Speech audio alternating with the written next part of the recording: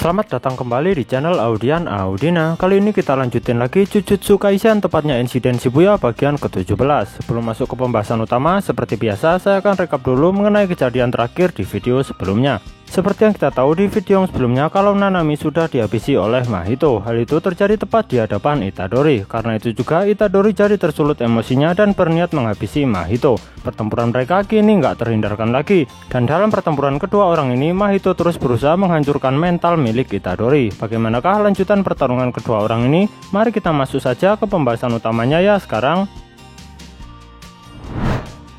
Mahito membelah diri. Cerita beralih ke beberapa waktu yang lalu, di mana saat itu Mahito dan komplotannya masih berkumpul di lantai B4F. Terlihat di sini Dakon membanjiri area tersebut dan membuat banyak manusia terjebak dalam air bah miliknya ini. Setelahnya Dakon menyedot kembali air bah miliknya sekalian dengan manusia yang terjebak di dalamnya. Di sini Dakon terlihat berusaha sekuat tenaga saat menelannya, sampai-sampai dia bersendawa. Ya, dia terlihat sampai kekenyangan sih. Di lain pihak, Mahito bilang kalau stok manusia mutasi miliknya kini sudah banyak. Tampaknya dia juga sudah selesai berburu banyak manusia untuk dikoleksinya. Berbeda dari Dakon ya, Mahito ini memanipulasi manusia untuk digunakan dalam pertarungannya. Kalau Dakon kan menggunakan manusia sebagai makanannya saja. Dan kini Mahito bilang pada rekan-rekannya kalau mereka bisa bebas melakukan apapun pada sisa manusia yang ada kecuali yang berada di P5F. Dia pun menambahkan kalau sekarang adalah waktunya melanjutkan perburuan Itadori Yuji. Joko di sini langsung spontan menyahut bilang enggak. Mahito yang mendengar hal ini malah langsung menantang Joko untuk mengejarnya. Bersamaan dengan itu juga Mahito tiba-tiba langsung membelah diri. Jadi Mahito sekarang ada dua, wujud keduanya pun sama persis. Mahito dan kloningannya kini berlari menjauh dari Joko, dimana sekarang Mahito asli menyuruh kloningannya ini untuk menuju ke permukaan Shibuya, sedangkan dirinya yang asli bakal berkeliling di lantai bawah tanah sekitaran sini saja. Mereka berdua pun kini berpencar. Sambil berlari, Mahito yang asli mengucapkan selamat tinggal pada ketiga rekan lainnya di sini, yaitu Joko, Dakon, dan Choso. Bisa dikatakan ucapan perpisahan ini dikhususkan untuk mengejek Joko. Tak lupa dia juga mengerjai Joko di sini. Sembari berlari, dia melemparkan manusia mutasi mini miliknya ke arah rekan-rekannya tersebut. Seketika benda tersebut bermutasi menjadi semacam tembok daging yang menutup jalan Joko dan yang lain. Menyadari tingkah jahil Mahito ini, Joko terlihat begitu kesal sampai-sampai gunung berapi di kepalanya mengeluarkan asap. Nobara versus Mahito. Cerita kini beralih ke suatu gang di Shibuya. Nama gangnya adalah Dogezaka. Terlihat di gang ini ada Nobara yang bertemu dengan Mahito. Ya, Mahito di sini berbeda dengan yang sedang dihadapi Itadori ya. Ini adalah kloningannya. Jadi bisa disimpulkan sekarang kalau dalam waktu yang hampir bersamaan Mahito dan kloningannya sedang bertarung dengan lawan yang berbeda dan di tempat yang berbeda pula. Mahito asli melawan Itadori, Mahito palsu melawan Nobara. Saya sebut seperti itu agar mudah dipahami ya. Kini obrolan keduanya pun dimulai. Mahito bilang kalau dia barusan dari stasiun bawah tanah, lalu naik ke permukaan Shibuya ini dan tiba-tiba saja sudah bertemu dengan gadis yang begitu menarik. Maksudnya gadis yang menarik itu Nobara ya. Mendengar perkataan Mahito ini, Nobara nggak menggubrisnya sama sekali. Dia malah langsung mengejeknya dengan julukan muka sulam. Dia pun juga mengonfirmasi kalau sudah tahu tentang Mahito ini. Nobara tahu kalau orang yang ada di depannya ini adalah arwah kutukan tingkat spesial yang sudah membuat masalah dengan Itadori sebelum-sebelumnya. Mendengar hal ini, Mahito malah membuat dirinya seakan tersipu malu setelah mengetahui kenyataan kalau dia sekarang sudah seterkenal ini. Menanggapi perkataan Mahito ini, Nobara dengan gamblang mengiyakan kalau lawannya ini memang terkenal. Ya, terkenal sebagai pengecut dan suka kabur. Mimik wajah Mahito pun langsung terlihat masam setelah mendengar hal ini. Nobara berbeda dari Itadori ya, dia benar-benar tahu cara menghadapi omong kosong yang begitu memuakkan dari Mahito. Sekarang Mahito pun bilang kalau dirinya merasa tertarik kepada Nobara setelah melihat kepribadian dari lawannya ini. Dia pun bakal merasa senang kalau bisa menghabisinya. Di sisi lain, Nobara bilang kalau semenjak datang ke Shibuya, dia belum begitu banyak beraksi. Bisa melumat serangga seperti Mahito bakal jadi hal yang bagus buatnya. Dalam posisi sekarang, keduanya ini masih belum saling serang. Nobara pun masih menganalisa kemampuan Mahito sesuai info yang diterima dari rekan-rekannya yang lain. Yang diketahuinya di sini, teknik kutukan Mahito berhubungan dengan memanipulasi jiwa, serta dirinya diingatkan kalau jangan sampai tersentuh dengan telapak tangan milik lawannya ini. Dia pun kini mulai berfokus pada kekuatannya dengan mengingat kembali momen di mana dia bisa menggunakan Black Flash bersama Itadori saat melawan Eso dan Kechizu dulu. Dia berusaha mengingat kembali bagaimana cara memaksimalkan penggunaan energi kutukan yang mengalir dalam dirinya. Kini Nobara yang melakukan serangan terlebih dahulu. Dia menembakkan 3 buah paku yang sudah dialiri energi kutukan ke arah Mahito. Tapi akurasinya nggak begitu baik di sini. Mahito bahkan bisa menghindar tanpa perlu bersusah payah. bahkan dia masih sempat mengejek Nobara kalau bidikannya itu buruk sekali. Tapi tiba-tiba saja secara mengejutkan ada papan besi yang jatuh ke arah Mahito. Secara refleks Mahito langsung menghindar dan tanpa dia sadari kini Nobara menendang papan besi tersebut tepat ke arahnya. Serangannya ini dilakukannya dengan maksud untuk menghindari kontak langsung dengan lawannya ini. Dia tahu betul bahaya sentuhan telapak tangan Mahito. Oh iya, kalau kalian sadar juga, serangan awal 3 paku Nobara tadi memang tidak mengincar Mahito sama sekali. Serangan pakunya tadi murni diarahkan ke papan besi dengan niat menjatuhkannya pada Mahito. Dia ini ternyata petarung yang cerdas ya. Kembali ke momen Nobara yang menendang papan besi ya. Di sini Mahito mampu menahan papan tersebut agar tidak menghempaskan dirinya. Serangan Nobara tapi belum selesai. Dia menembakkan lagi 2 pakunya ke papan besi tersebut. Dia mengucapkan nama jurusnya ini dengan istilah hairpin sambil mencetikkan jarinya. Terlihat kini 2 paku tadi mampu melubangi papan besi tersebut. Serangannya ini berhasil mengenai Mahito. Bisa dilihat darah menutupi separuh wajah milik lawannya ini. Dirinya yang terkena serangan ini masih bisa tersenyum dan masih sempat memuji Nobara kalau strategi bertarungnya benar-benar luar biasa. Tapi Mahito bilang kalau serangan seperti itu nggak berdampak apapun padanya. Di momen ini juga Mahito merasa kalau lawan yang ada di depannya ini kemungkinan adalah teman dekat dari Itadori. Kini dia berencana untuk menghabisinya. Setelah itu dia bertekad membawa mayatnya untuk ditunjukkan pada Itadori. Dia melakukan hal ini dengan maksud untuk menghancurkan mental dan semangat bertarung milik Itadori. Cerita kini mundur sejenak ke beberapa saat yang lalu sebelum Nobara bertemu dengan Mahito. Nobara sebelumnya masih bersama Nita yang sedang diselamatkan oleh tim medis. Pada momen tersebut, Nita yang sedang dibopong oleh seorang tenaga medis melarang Nobara untuk berkeliaran seorang diri di Shibuya ini. Nanami juga sudah melarangnya sebelumnya. Nita di sini berusaha sekuat tenaga menahannya untuk tidak pergi. Dia memperingatkannya kalau Shoko memang ada di Shibuya saat ini, tapi bukan berarti Nobara bisa bertindak dengan gegabah. Maksudnya itu begini, Nobara yakin biarpun dia terluka saat bertarung nanti, selama dirinya bisa sampai ke tempat Shoko, dia yakin dirinya bakal bisa diselamatkan. Nita tapi nggak mau Nobara memiliki pemikiran seperti itu.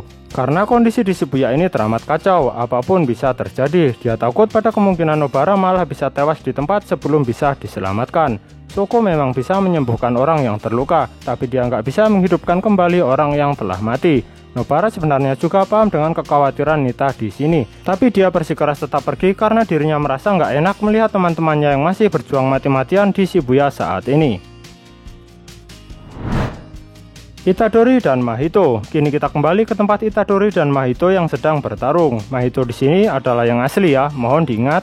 Terlihat kali ini Mahito merubah bentuk lengan kanannya menjadi suatu tongkat panjang yang ujungnya berbentuk seperti kail pancing. Kemudian ditusukkannya benda tersebut ke arah 3 manusia yang kebetulan ada di sekitarnya. Jadi gini, di situasi saat ini masih ada beberapa manusia yang terjebak di stasiun bawah tanah ya, tapi jumlahnya sangatlah sedikit. Yaitu karena ulah Dakon sebelumnya yang melahap mereka. Dan Mahito merasa kini kalau sebelumnya lebih baik membuat Dakon menyisakan manusia yang hidup lebih banyak lagi. Tapi kemudian dia merasa dengan jumlah segini saja sudah cukup untuk menghabisi Itadori nantinya. Dan kini terlihat dia mencambukkan 3 manusia yang ditusuknya tadi tepat ke arah Itadori yang baru saja muncul dari suatu tangga. Jadi gini, sebelumnya Mahito dan Itadori itu sedang kejar-kejaran lagi. Mahito naik ke lantai yang lebih tinggi lalu menombak 3 manusia tadi. Itadori yang berhasil menyusulnya ke lantai atas tiba-tiba sudah disambut dengan cambukan Mahito ini.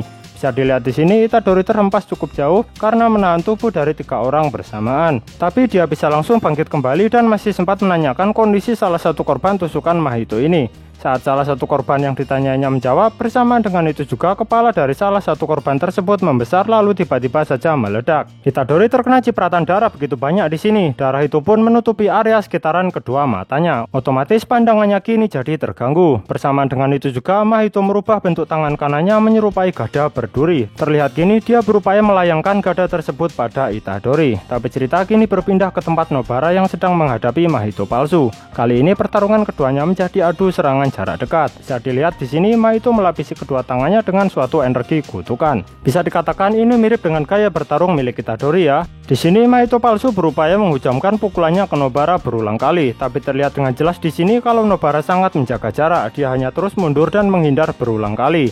Dia benar-benar meminimalisir adanya kemungkinan dirinya tersentuh oleh telapak tangan milik lawannya ini. Mahito tentunya juga sadar akan hal ini. Dia menyadari kemungkinan kalau kemampuannya dalam memanipulasi jiwa sudah disebarluaskan oleh Nanami yang sebelumnya sudah pernah menghadapinya. Tapi dalam kondisi pertarungan saat ini, Mahito palsu ini adalah sebuah kloningan saja. Ternyata ada perbedaan kemampuan antara yang asli dan yang palsu. Untuk Mahito yang palsu, dia memang bisa memanipulasi bentuk tubuhnya sama seperti yang asli, tapi dia nggak bisa memanipulasi jiwa milik orang lain maupun merubah bentuk manusia mutasi yang dimilikinya. Itu adalah batasannya. Nobara tapi nggak tahu akan hal itu, dan dia menganggap Mahito yang di depannya ini bisa memanipulasi jiwa. Karena itulah dalam pertarungan ini, Mahito palsu ini begitu bersyukur karena Nobara benar-benar menjaga jarak terus-menerus untuk mengantisipasi sentuhan tangan milik Mahito palsu ini. Hanya terus menghindar seperti itu malah membuat Nobara cepat lelah nantinya. Dengan kondisi tersebut, Mahito palsu ini merasa kalau dia lebih diuntungkan. Selain itu, dalam kondisi pertarungan saat ini yang dihadapinya itu bukanlah Itadori. Si Mahito palsu ini merasa dirinya bisa memanipulasi bentuk tubuhnya dengan sesuka hati. Kalau lawan Itadori bakal beda cerita, merubah ukuran tubuhnya malah menjadikannya samsak buat Itadori. Kita kembali ke pertarungan kedua orang ini ya, si Mahito palsu dan si Nobara. Kali ini Mahito palsu ini memanjangkan lengan kanannya dengan niat menghujamkannya ke wajah milik Nobara. Serangan ini sayangnya bisa dihindari, tapi bisa dilihat kalau pipi kiri Nobara sedikit tergores lalu berdarah. Serangan ini pun belum usai, ujung lengan Mahito palsu yang memanjang tadi berubah menjadi kumpulan duri tajam, bisa diibaratkan bentuknya seperti buah durian.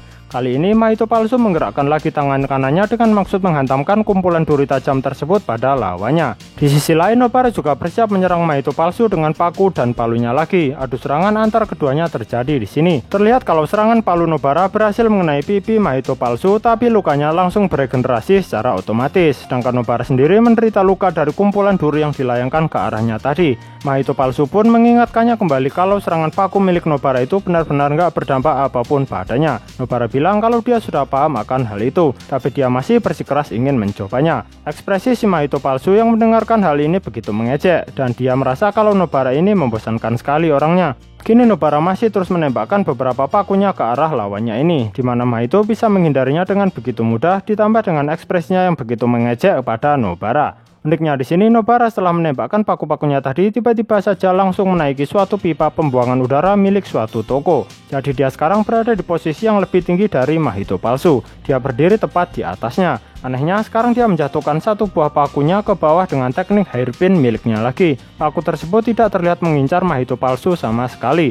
Apa yang dilakukan Nobara ini masih belum bisa dipahami oleh lawannya. Padahal tanpa dia sadari, sepanjang area di mana si Mahito palsu ini berdiri kini telah penuh dengan paku milik Nobara. Sekarang Nobara melompat turun dari pipa udara tersebut mengarah langsung ke tempat si Mahito palsu. Lawannya ini belum sadar juga akan apa yang hendak dilakukan Nobara ini. Sembari melompat turun, dia mengaktifkan lagi teknik hairpin miliknya. Saat itu juga paku-paku yang tadi berserakan di sekitaran kaki Mahito palsu mulai menghujam secara acak ke sekujur tubuh lawannya ini. Dalam posisi ini akhirnya dia sadar apa yang dari tadi direncanakan oleh Nobara. Nobara ternyata menjatuhkan paku dari atas tadi untuk menggetarkan paku yang ada di area sekitaran Mahito palsu berpijak. Paku yang awalnya menghadap ke bawah jadi menghadap ke atas karena digetarkan oleh satu paku dari Nobara ini. Kita kembali ke pertarungannya ya. Dalam kondisi tertancap banyak paku di tubuhnya, Mahito palsu masih tetap begitu tenang. Ya karena serangan Nobara ini nggak berdampak sama sekali padanya. Tapi serangan Nobara ini belum selesai. Dirinya yang melompat tadi kini menjatuhi dada Mahito palsu.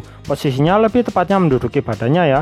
Kemudian dia bersiap untuk menembakkan pakunya lagi. Kali ini serangannya diarahkan tepat ke kening milik Mahito palsu ini. Sebelum menembakkan pakunya, dia masih sempat bercerita kalau semenjak dia diberitahu kemampuan milik lawannya ini, dia merasa ada salah satu jurusnya yang bakal efektif untuk digunakan menghadapi si muka sulam satu ini. Teknik itu bernama resonansi.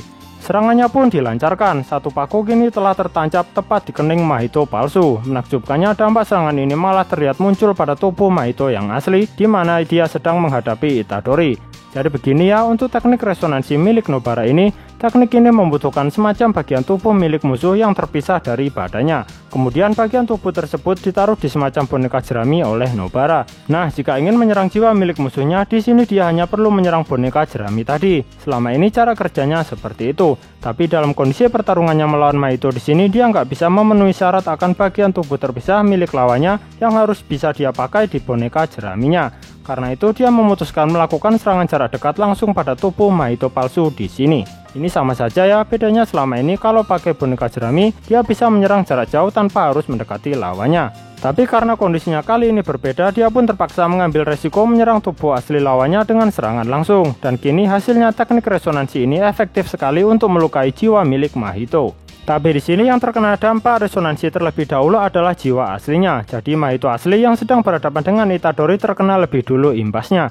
Terlihat ada semacam paku besar muncul dari dadanya. Bersamaan dengan itu juga Mahito asli memuntahkan banyak darah dari mulutnya. Serangan Nobara tapi belum selesai. Dampak serangan yang diterima Mahito asli ternyata juga tersalur pada kloningannya. Terlihat kini Mahito palsu yang ada di hadapan Nobara juga memuntahkan begitu banyak darah dari mulutnya. Luar biasa sekali ya Nobara ini, serangannya bisa berlaku dua arah. Oh ya, saat mengetahui paku besar muncul dari dada milik Mahito asli, Itadori tahu kalau itu adalah teknik milik Nobara.